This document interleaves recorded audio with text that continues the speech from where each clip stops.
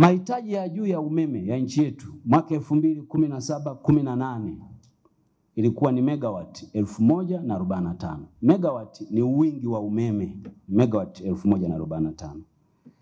Ambapo mwaka 2018-19 mahitaji yaliongezeka yakawa megawati 1116.6. Manake kwa mwaka mzima ziliongezeka megawati 70. 2020-21 tukafika 1201, mwaka 2021-22 ikapanda tukafika 1340. Kama mnakumbuka kipindi hiki kukaanza matatizo ya umeme. Kwa nini? Kwa sababu hakukuwa na chanzo kipya chochote kilichojengwa cha umeme nchi hii baada ya bomba la gesi kuingia Dar es Salaam.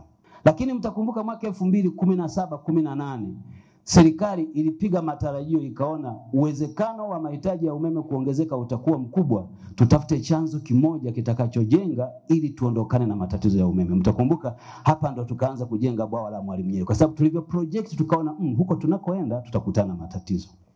Kwa hiyo 2023 hapa tukaingiza Julius Nyerere mashine ya kwanza, mashine ya pili, mashine ya tatu, na sasa nataka niwape tu taarifa, jana ndio tumekabidhiwa mashine ya 9 ya mwisho. Kwa hiyo kule Julius Nyerere kazi imeisha. Sasa ukiangalia 2023-24 tulifika 1645.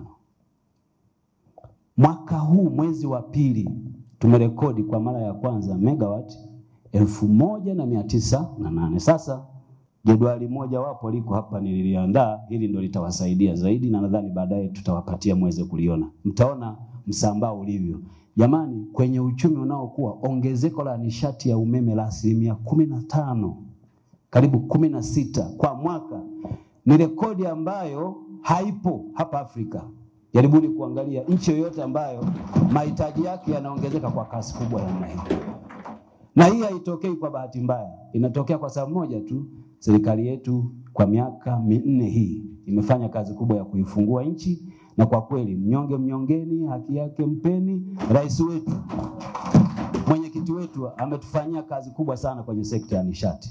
Sasa hivi hali yetu ikoje? Hali yetu ilivyo, ukichukua bwawa la Mwalimu Nyerere kama mahitaji yetu ya juu kabisa ni 1908. Maana yake ni kwamba bwawa la Mwalimu Nyerere peke yake lina uwezo wa kuilisha nchi hii kwa umeme bila matatizo, bila vyanzo vingine. Na ndio maana mkiangalia mitambo ya gesi mingine tumeizima. Kwa nini? Kwa sababu umeme wa maji una bei nafuu. Na kulikuwa na mitambo tuliyokuwa tunazalisha ya Songas ambayo kwa miaka mingi ilikuwa inapigiwa kelele na muda wake ulikuwa umefika mwisho. Watu wakawa wanatamani tuongeze muda. Mheshimiwa Rais akasema sitaki umeme wa bei kubwa kwa wananchi, tunamalizana nao mkataba, Songas aende, tutazalisha umeme wenyewe. Hili jambo ni kubwa sana. Lilishindikana kwa zaidi ya miaka 20. Songas mnaifahamu, kila mtu alikuwa anaisema. Songas jamani imeisha muda wake wakati wa Dr. Samia Suluhu Hassan. Kwa kweli tunamshukuru sana, na tunataka tuambieni wajumbe wa baraza kuwa sekta yenu ya nishati Mheshimiwa Rais ameifanyia kazi kubwa sana. Sasa nimalizie mwenyekiti, nilitaka niwape hiyo picha kwamba kazi hii ambayo rais wetu anaifanya haiwezi kujulikana kwa wananchi kama chama chenyewe hakitapata nafasi ya kuwaeleza Watanzania hali halisi.